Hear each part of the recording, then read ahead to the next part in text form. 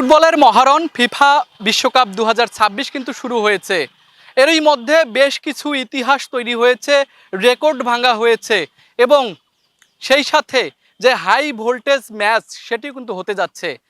আগামীকাল ভোরে ফুটবলের যে পরাশক্তি ব্রাজিল, তার সাথে কিন্তু আরেক দল যারা গত বিশ্বকাপ অর্থাৎ 2022 বিশ্বকাপে সেমিফাইনালিস্ট মরক্কো, এই দু দলের কিন্তু যুদ্ধ ভোরে আমরা দেখতে পারবো। এবং এই যে ম্যাচটি হতে যাচ্ছে এটি অন্যতম একটি হাই ভোল্টেজ ম্যাচ হতে যাচ্ছে।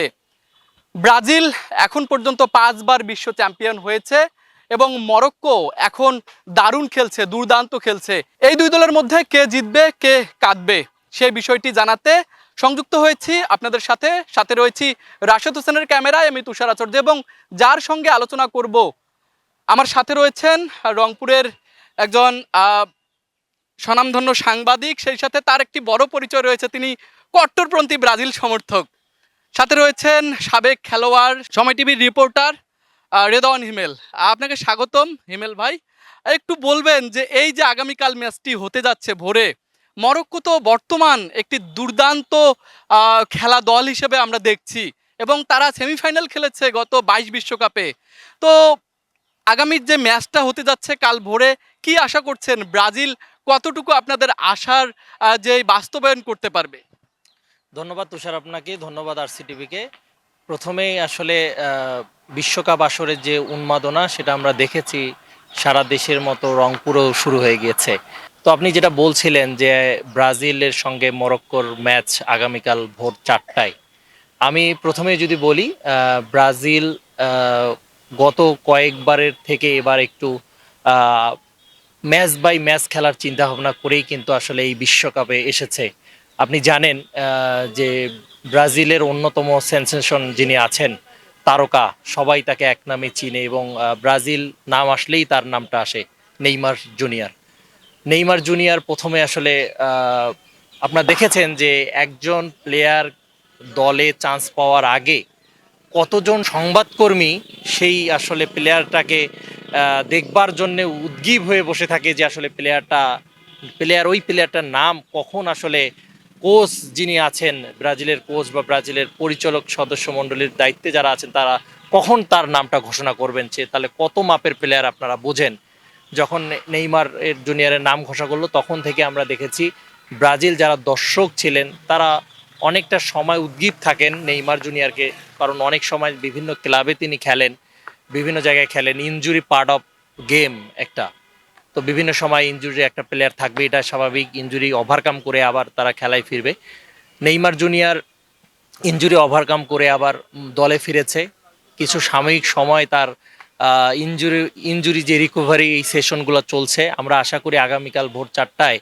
আগামীকালকের ম্যাচে তো নেইমার জুনিয়র নামতে পারছেন না, আমরা গণমাধ্যম সূত্রে জানতে পেরেছি। তো বিশ্বকাপের প্রথম ম্যাচেই বিশ্বকাপের পোস্টার বয় নেই, আপনারা কতটুকু আশাহত হচ্ছেন এই বিষয়টাতে? না দেখেন, এটা আশাহতর হওয়ার কোনো বিষয় না। আমরা ম্যাচ বাই ম্যাচ খেলবো, পোস্টার বয় না থাকলেও এখনও আসলে গণমাধ্যমগুলো এমন ঘোষণা দেয়, দেখেন খেলার আগ মুহূর্তে এসেও কিন্তু ঘোষণা দেয় যে এই প্লেয়ারটা এখন খেলছে। এরকম আমরা এখন পর্যন্ত আশাহত হইনি। বিভিন্ন গণমাধ্যমে প্রচার হচ্ছে যে নেইমার খেলবে না, এখন পর্যন্ত কিন্তু আসলে এটা ফাইনাল সিদ্ধান্ত হয়নি। আপনি যতটুকু বললেন গণমাধ্যমে, আমি যতটুকু জানি এই ফাইনাল সিদ্ধান্তটা এখনও হয়নি। সামনে ঘোষণা হতেও পারে 2 ঘন্টা 3 ঘন্টা আগে যে নেইমার জুনিয়র খেলছে। তো আমি নেইমার জুনিয়র শুধু না, আরও ব্রাজিল দলে আরও ভিনিস জুনিয়র আছে, গোলরক্ষক অতন্দ্র প্রহরী অ্যালিসন বেকার, তিনি খেলবেন। আপনি দেখেছেন প্রস্তুতি ম্যাচে উনি অসাধারণ কিছু সেভ করেছেন। এগুলো হয় কি, প্রস্তুতি ম্যাচে যখন আপনি ভালো খেলবেন, তৃপ্তি নিয়ে খেলবেন।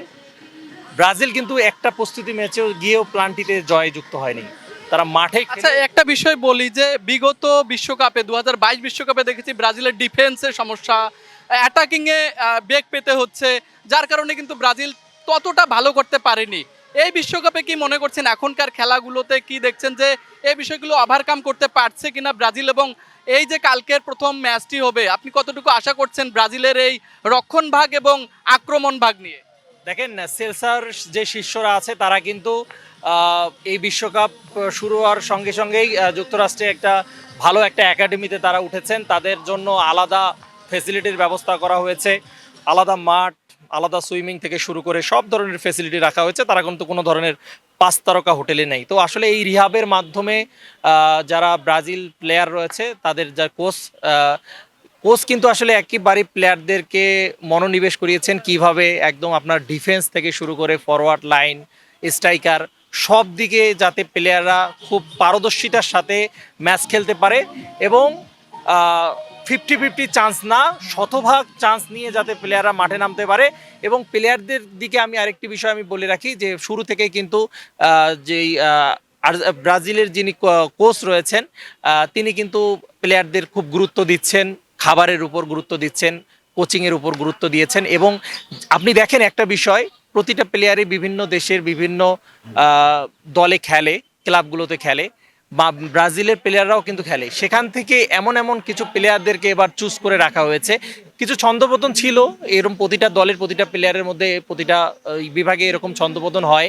আমরা আশা করি যে ব্রাজিল টিমটা এবার অনেকটাই গুছানো একটা টিম। আমরা কোনো খারাপ কিছু মোটেও আমরা, যেহেতু আমি একজন নিজে ব্রাজিলের সমর্থক, আমি এটা কখনোই আশা করব না। আমি চাবো ব্রাজিল ভালো খেলুক এবং আগামীকাল ভোর 4টায় ম্যাচ। মরক্কোকে আমরা কোনো ধরনের সুযোগ দিতে চাই না। আমরা আমাদের নিজেদের ব্রাজিলের শতভাগ খেলোয়াড়রা শতভাগ পরিশ্রম করবে এবং শতভাগটা দিয়েই মাঠের মধ্যে জয় নিয়েই ফিরবে ইনশাল্লাহ। আশা করি হিমেল আপনার আশার বাস্তবায়ন ঘটুক। প্রথম ম্যাচে ব্রাজিলের মতো পরাশক্তি যারা ফুটবলে 5বার বিশ্ব চ্যাম্পিয়ন হয়েছে তারা জয়লাভ করুক। ধন্যবাদ আপনাকে। দর্শক, এই ব্রাজিল জিতবে নাকি মরক্কো হাসবে এটি দেখার জন্য আমাদের আগামীকাল ভোর পর্যন্ত অপেক্ষা করতে হবে। এবং আপনারা দেখছেন আরসিটিভির বিশেষ আয়োজন থাকছে বিশ্বকাপ বিশ্লেষণ। আমরা আবারও বিশ্বকাপ বিশ্লেষণে কিন্তু আপনাদের জানাবো যে এই আগামীকাল ভোরে যে ম্যাচটি হতে যাচ্ছে সেই ম্যাচে কে কেমন খেললো এবং আদৌ নেইমার জুনিয়র, যিনি কিনা ব্রাজিলের পোস্টার বয়, তিনি মাঠে থাকতে পারবেন কিনা সেই বিষয়টি। তো দর্শক, এতক্ষণ সঙ্গে থাকার জন্য ধন্যবাদ। সংযুক্ত ছিলাম রাশেদ হোসেনের ক্যামেরায়, আমি তুষার আচার্য।